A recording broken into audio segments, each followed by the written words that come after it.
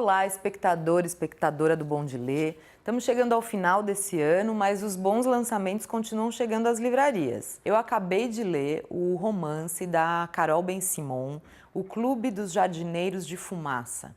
Eu sou leitora da Carol já há muito tempo. Ela publicou em 2009 seu primeiro romance, Sinuca Embaixo d'Água, pela Companhia das Letras. Li depois o segundo romance dela, Todos Nós Adorávamos Cowboys, um romance de 2013, também publicado pela Companhia das Letras.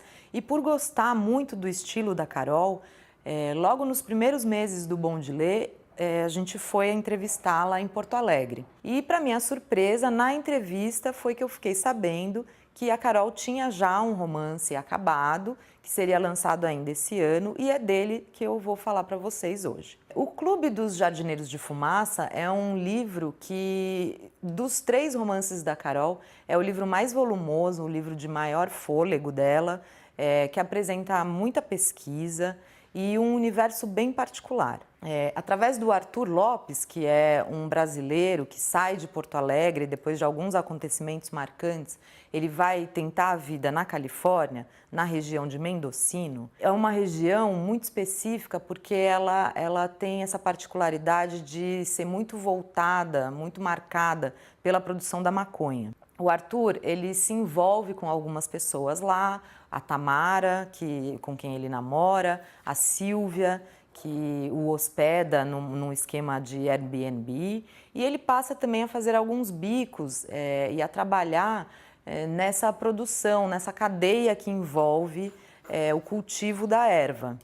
Quando eu li o livro O Clube dos Jardineiros de Fumaça, da Carol, eu tive a mesma sensação que eu tenho algumas vezes quando eu estou diante de um grande livro, de uma grande obra, que é a sensação de que o livro é uma lupa com foco em um microcosmo.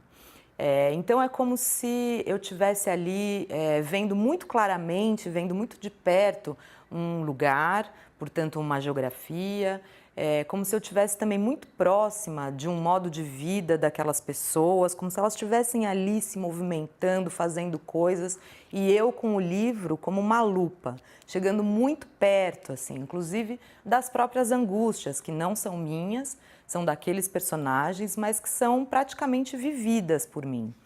E eu tive essa sensação ao ler O Clube da Carol. A minha aposta é que esse livro não ficará restrito ao mercado editorial. Eu acho que a Carol conseguiu realizar algo tão potente e tão profundamente nesse universo que envolve, né, a história de toda uma geração, a geração hippie dos anos 70, da questão política e social, da descriminalização da maconha nos Estados Unidos, que a minha aposta é que o clube não vai ficar restrito ao meio editorial brasileiro. Eu acho que vai vir aí alguém interessado em fazer dele um filme. Vamos ver, vamos ver. Então vale a pena conhecer o estilo da Carol, conhecer esse novo romance dela. A Carol é uma escritora que pensa muito, que expõe muito a sua visão da literatura através dos textos que ela publica no blog da Companhia das Letras. Então também é muito legal acompanhar, né, o que ela pensa, o que ela gosta de ler, quais são seus autores, quais são os estilos que ela acompanha e traz também para o leitor. Então vale a pena ler O Clube dos Jardineiros de Fumaça, um grande romance, uma grande obra ainda nesse finalzinho de ano de 2017. O seu olhar, assim, ele sempre tá com o filtro da literatura? Não sei, se eu tô numa situação social, com amigos ou lá fazendo outra coisa, não é que eu tô pensando no que eu vou escrever, ou então eu saio correndo para anotar uma coisa, isso raramente acontece. Mas é óbvio, eu sou uma pessoa super observadora, acho que todos os ficcionistas são, então eu tô sempre, sei lá, olhando o mundo com essa lente, percebendo, assim, detalhes, né? Eu passei 6 meses de setembro a fevereiro no norte da Califórnia, nesse lugar, no condado de Mendocino. Você pesquisa bastante, né, Carol? Sim, muito. Nesse, sobretudo, eu tive que pesquisar bastante, porque, enfim, toda aquela insegurança do início, tá, eu vou escrever sobre um lugar que não é o meu, né, que eu não tinha relação nenhuma até então. E, enfim, lidando também com personagens americanos, então eu tive que ler muita história da Califórnia. Esse trabalho da pesquisa para você é quanto por cento, assim, de... Porque muito. Porque isso é tão diferente de autor para autor, né? Eu acho Tem que gente que muitos podem, sei lá, lidar só com a memória, por exemplo. Ou mesmo só inventar. Sim, mas eu gosto lugar também por imaginário. tipo de coisa que eu escrevo, e talvez por isso eu me sinta mais próximo dos americanos, porque tem um pouco essa... como é que eu vou dizer? Acho que eu tô num esquema realista, assim... Não sei se realismo tradicional, sei lá que termo usar, né? Mas enfim, então eu preciso, óbvio, saber um monte de detalhes. Você tem um gênero que você chama de seu? Assim? O romance, com certeza. Eu sempre me dei melhor, assim, com formatos mais longos. Eu gosto de... não sei, preciso... da permanência, páginas assim, pra criar uma certa atmosfera, assim, não sei, eu acho que é o meu tipo de escrita, combina mais com... E eu gosto de todo o processo do romance, isso que a gente tava falando de pesquisa e tal, porque é um pouco meio que uma... Quando surge, assim, o assunto do romance, parece daí que eu tô tateando aqueles assuntos, aqueles temas ali, e daí eu meio que me proponho a estudá-los ou observar de perto aquilo, e eu gosto desse movimento, assim, porque é um pouco uma descoberta, daí tu vai vendo que daqui a pouco tu começa a, enfim, dominar esse assunto, e eu acho super legal, assim. Existe essa oficina que há muito tempo em Porto Alegre, do Luiz Antônio de Assis Brasil, e daí isso em algum momento virou uma linha de mestrado lá na Letras da PUC, do Rio Grande do Sul, né? E aí, então, eu fui da segunda turma, acho. Quando eu vi que abriu isso, vou lá. E aí, larguei a publicidade e tal. E foi isso. Eu acho que isso não é garantia de nada, né? Alguém fazer uma oficina. Mas com certeza, pelo menos as pessoas vão sair, sei lá, melhores leitoras, por exemplo. Que é um passo... para conseguir escrever, né? Então sim, é difícil pensar no mundo de hoje, né? Porque é óbvio que qualquer pessoa que vai estar interessada em escrever vai acabar fazendo a oficina, e sim, talvez se ela não fizesse, ela ia ficar batendo a cabeça na parede e, sei lá, demorando mais tempo para entender, ou mesmo para ter aquela coisa social, assim, convívio com outras pessoas que escrevem, que também estão passando pelas mesmas questões, e que tu pode trocar textos com essas pessoas e...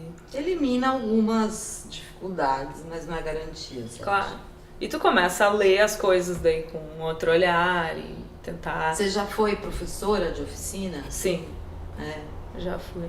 Eu gosto bastante de pensar, assim, sobre o processo criativo, tanto que no blog da Companhia das Letras, eventualmente eu caio nesse tema. Assim. Então isso me interessa, assim. Eu leio muito contemporâneo e tal, e daí eu tive algumas, não obsessões, mas eu me dei conta, por exemplo, em um determinado momento, que eu gostava muito de vários escritores do Entre Guerras, assim. Não sei, era um momento que aquilo me interessava, até os experimentos estéticos, sei lá, eu li nem é muito conhecido, quer dizer, é mais conhecido do que lido, eu acho, uma trilogia do John dos Passos. Chamada Trilogia USA. E daí eu gosto muito de Céline e Faulkner. Faulkner foi um pouco uma obsessão, mas ao mesmo tempo, assim, tem um e outro, digamos, menores na obra dele, que eu também não me esforço, assim, pra gostar. Você tem essa preocupação em equilibrar o que você lê? Tem essa preocupação? Acho que é um pouco mais recente, assim. É recente, né? Pra todo mundo, talvez. Pois é. Porque, inevitavelmente acontece de ler mais homens, assim. Acho que esse número tá mudando agora. Mas eles é que estão é mais uma questão tempo, histórica. né? Sim, Exato, claro, isso se que eu tu falo, pegar eles estão autores. muito mais tempo. Se tu pegar autores contemporâneos, tudo bem, consegue fazer essa equiparação porque acho que existe. Mas você pega John dos Passos, quem é que. Sim, que mulher estava escrevendo naquela época e que tem a qualidade literária. Óbvio que vão ser muito menos, né? Não tem como. Como que você recorre às referências? Puxa, isso é super complicado, eu acho, né? O que lê quando se escreve, eu fico pensando assim, de repente livro ruim atrapalha, mas pode ajudar do tipo, dar uma... Opa, não tô tão mal assim. E aí livro bom, tá, a mesma coisa, ajuda, mas ao mesmo tempo pode te deixar bloqueada. Ah, meu Deus, nunca vou conseguir. E então é difícil, assim. Foi porque eu fiz uma viagem totalmente turismo, assim, vou conhecer uns lugares ali, pegar um carro e tal. Tipo, todos nós adorávamos cowboy. Um pouco. Inclusive, foi quando eu tava escrevendo o livro, então acho que influenciou um pouco. E nessas eu conheci esse condado de Mendocino, que é um lugar super cênico, assim, porque é no litoral e tem sequoias, então é um troço bem incrível, assim, falésias e tal. E a 3h30 de São Francisco. Nossa. Mas aí foi depois que eu fui descobrindo, vamos dizer, a complexidade do lugar, porque, enfim, foi um lugar para onde foram muitos hippies no final dos anos 60, construíram comunidades lá, porque a terra era muito barata. Mas isso você foi descobrindo depois de ter escolhido o lugar. Depois dessa viagem a turismo. E depois essa coisa das pessoas, porque a impressão que dá é que o lugar é formado por outsiders, assim. Muita gente que... Aí tu começa a conversar com as pessoas que têm 70, 80 anos, e elas trabalhavam, sei lá, com inteligência artificial em Palo Alto e largaram uma carreira maravilhosa para ir lá plantar vegetais. Então uma ideia de pessoas que decidiram sair do que se esperava, da vida esperada, assim, e construir essa outra trajetória, assim. Eu acho que isso me interessa. E talvez eu sempre tenha personagens um pouco assim, que tipo, tomaram decisões assim. E o processo, assim, tá no fim, ai, que bom, tô acabando, não aguento mais, ou não consigo largar, como que é? Pois é, eu não sei, eu acho que deve acontecer um processo meio ambíguo, assim, né, com todos os escritores. Eu acho que chega um ponto que tem um ladinho de não aguento mais, né, porque, enfim, tanto tempo, anos envolvidos com isso. Mas ao mesmo tempo eu imagino que também dá um certo luto, assim, quando chega no fim. A gente já tá tão acostumado com aquilo, envolvido até com os personagens e tal. Mas você tá nesse momento do luto? Não, ainda não do luto, mas acho que umas 3 semanas eu posso entrar no luto, sim. Não precisa ver o livro fisicamente publicado? Não, acho que não. Acho que é botar o ponto final do tipo, tá, e agora o que eu vou fazer com as minhas manhãs?